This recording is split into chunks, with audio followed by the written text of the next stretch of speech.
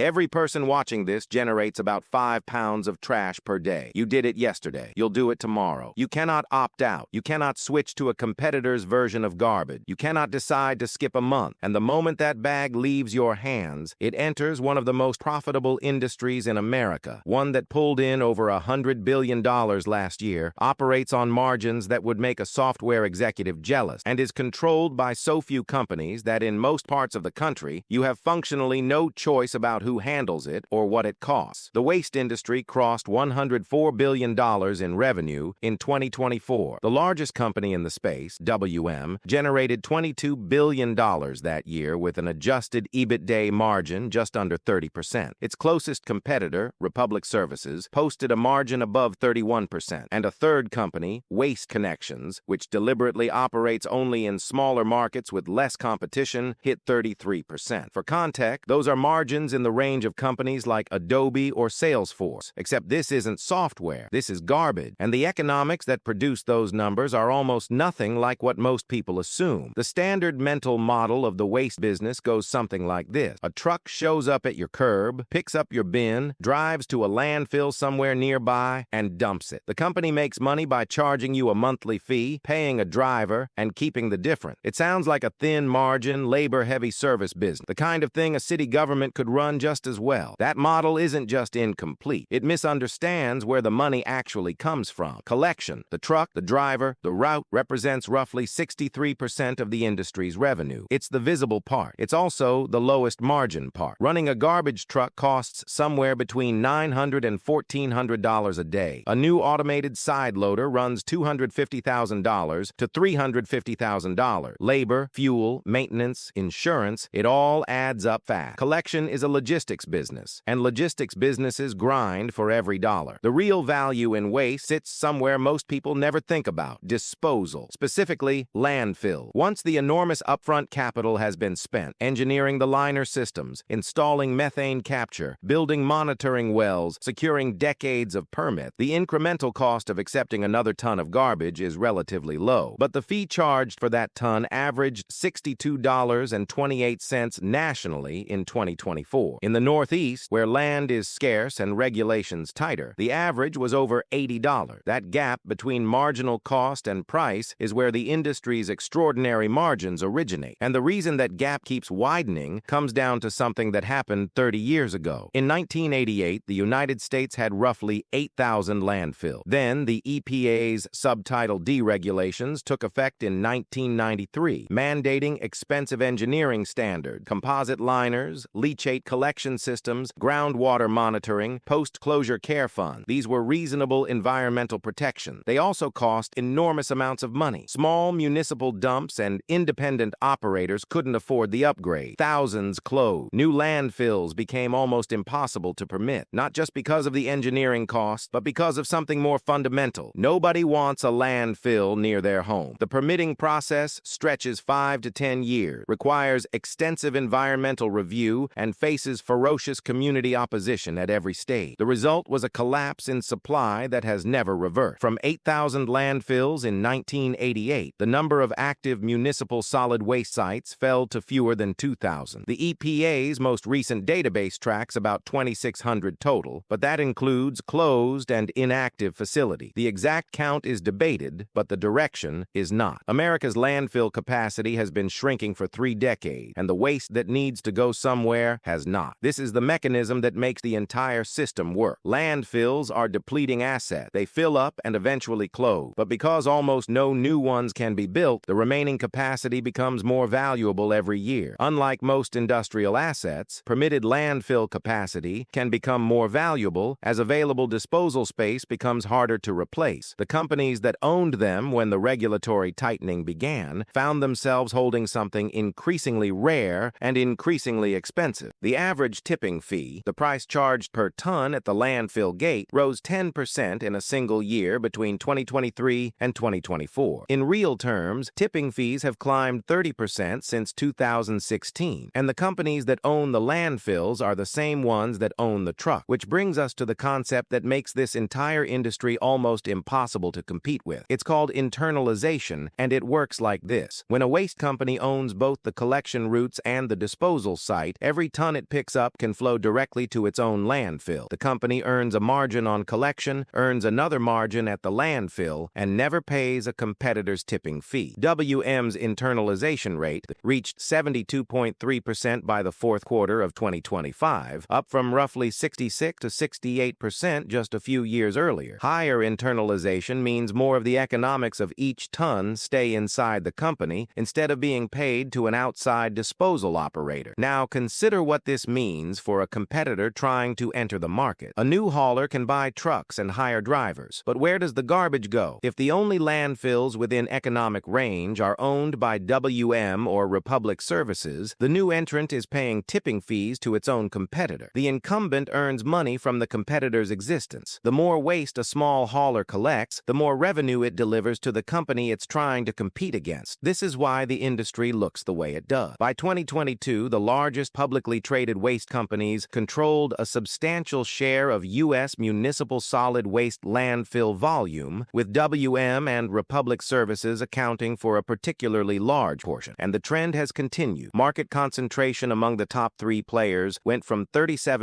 in 1996 to 59% in 2021. Between collection and disposal, there's a piece of infrastructure that most people have never thought about, but that has recently become central to the industry's economics. Transfer stations are, physically, simple facilities. Small collection trucks pull in, dump their loads onto a tipping floor, and the waste gets consolidated into larger long-haul trailers that carry it, sometimes hundreds of miles, to a landfill. The transfer station is where a city's worth of garbage gets compressed from dozens of local routes into a handful of highway shipments. For years, the major waste companies treated transfer stations as logistical necessities, cost centers, not profit centers. Then something shifted. WM's CEO acknowledged in 2023 that the company had been underpricing its transfer station capacity for years. The company hadn't been pricing transfer capacity as a scarce asset, but it was starting to. By the third quarter of 2025, transfer station yield was growing at 5.6%, faster than any other segment of the business. The logic is the same as with landfill. Transfer stations require permit, land, environmental compliance, and community acceptance. Building a new one in a dense urban area is extraordinarily difficult. If you control the only transfer station within a feasible distance of a collection market, every hauler in that area, including your competitors, needs access to your facility. It's a toll booth, and the company that owns it has recently started pricing it that way. What makes this system particularly durable is that the forces most people would expect to restrain it, regulation, public oversight, environmental law, actually reinforce it. Consider the franchise model. Municipalities across the country grant exclusive waste collection contracts, typically lasting 3 to 10 years. Many of these contracts include built-in escalators tied to the consumer price index, allowing prices to rise automatically each year rather than being renegotiated from scratch. The city gets a predictable service. The company gets a captive customer base with guaranteed annual price increases. Once a franchise is in place, switching to another provider involves replacing every container on every route, redesigning logistics, and negotiating a new agreement from scratch. And in a franchised residential market, customers typically cannot simply switch providers on their own. The municipality controls the contract, not the individual household. This dynamic has quietly transformed who controls waste services in America. In 1992, municipal governments directly handled 38% of the industry's revenue. By 2024, that share had fallen to 16.9%. The rest had been privatized, outsourced, or acquired. What was once a municipal function is now overwhelmingly a private enterprise operated by companies whose primary obligation is to shareholders, not residents. And those companies have learned something counterintuitive about growth. They don't always want more volume. When a contract doesn't generate enough return, the largest companies have increasingly shown a willingness to walk away from low-margin business. Republic Services reported volume declines of over 1% in 2024, while revenue grew 5 to 7%. These companies are serving fewer customers and making more money because the pricing power on remaining accounts more than compensates for the lost volume. They choose margin over market share. It also means the competitive landscape gets even emptier. When the dominant player voluntarily exits a low-margin contract, there's no guarantee anyone else wants it either. No account of the waste industry is complete without understanding how the largest company in it nearly destroyed itself, and what its survival reveals reveals about the business model's resilience. In 1968, Wayne Huizenga Dean Buntrock and Larry Beck helped build what would become Waste Management, beginning an aggressive strategy of acquiring small garbage haulers. First-year revenue was $5 million.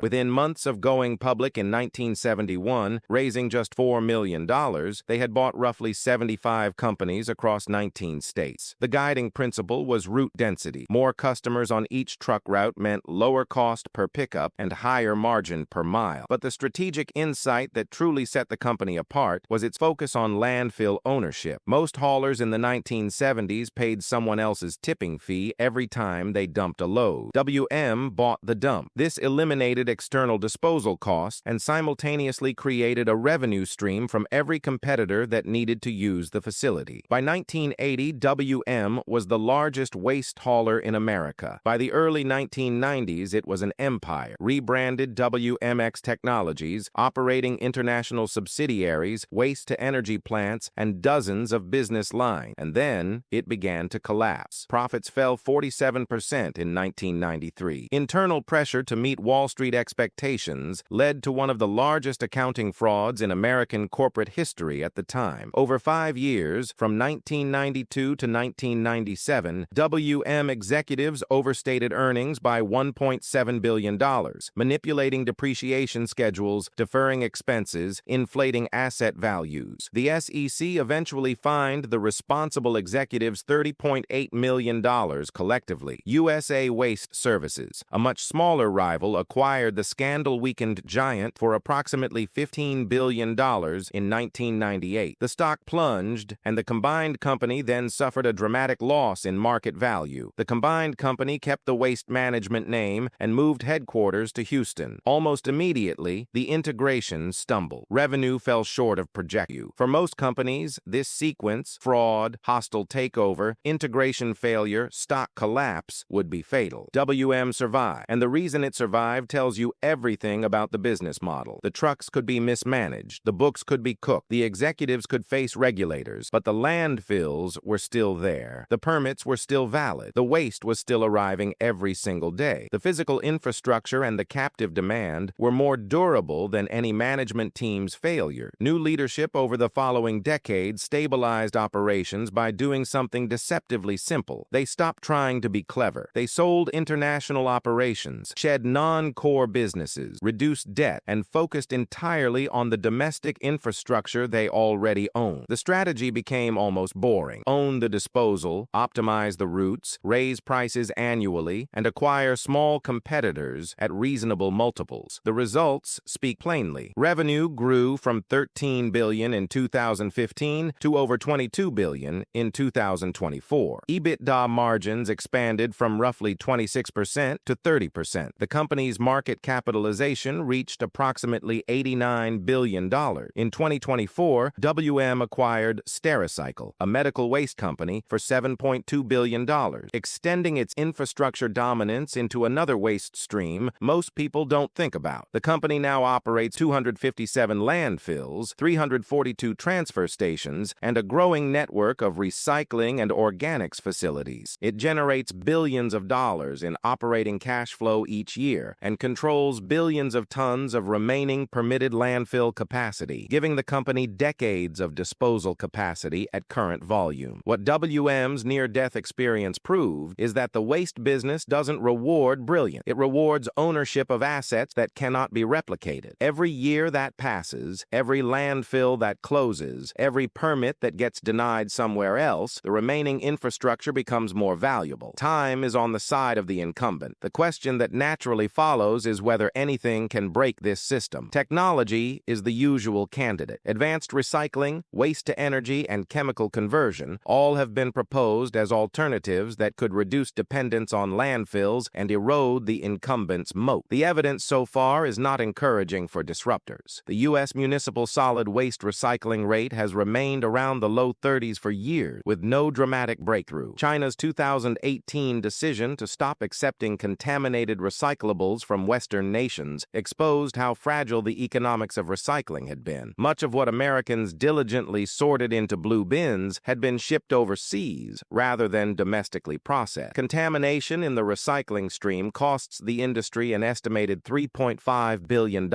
annually. WM itself is investing in sustainability, projecting $800 million in EBITDA from renewable natural gas and recycling operations by 2027, but that figure would still represent less than 10% of the company's total earnings. Landfill disposal remains the dominant foundation of the U.S. waste system. Meanwhile, the pricing environment continues to favor incumbents. Private landfills charge 34% more per ton than publicly operated ones, $74.75 versus $55.89, according to the most recent survey data. Republic Services pushed core pricing up 9.5% in its open market business in 2024, more than triple the rate of general inflation, and the surcharges embedded in customer bills add further margin. WM's environmental charge can represent a meaningful portion of the final bill, a line item most customers rarely examine closely. So here is the picture that emerges. The average American puts out their trash bin once a week without thinking about it. That bin gets lifted by an automated arm on a truck that costs $250,000, driven along a route designed to maximize the number of stops per mile. The waste goes not to a nearby landfill, those mostly closed decades ago, but to a transfer station where it's consolidated and shipped, sometimes hundreds of miles, to one of a shrinking number of disposal sites. The company that owns the truck probably owns the transfer station. It probably owns the landfill, too. At every stage, it collects a fee. At every stage, the alternatives are fewer than they were last year. The system is an oligopoly built on scarcity, reinforced by regulation, funded by captive demand. Customer switching are either impossible or prohibitively expensive. The dirtier the business, the fewer people want to compete in it. The more regulated it becomes, the harder it is for anyone new to enter. The more essential it is, the less resistance there is to price increases. When you take out the trash tonight, you're not using a simple municipal service. You're participating in one of the most structurally perfect businesses ever created, one where the product is unavoidable, the customer can't leave, the infrastructure can't be replicated, and every year that passes makes the companies that already control it a little more difficult to challenge. The dirtiest industry in America, it turns out, has some of the cleanest economics in the world.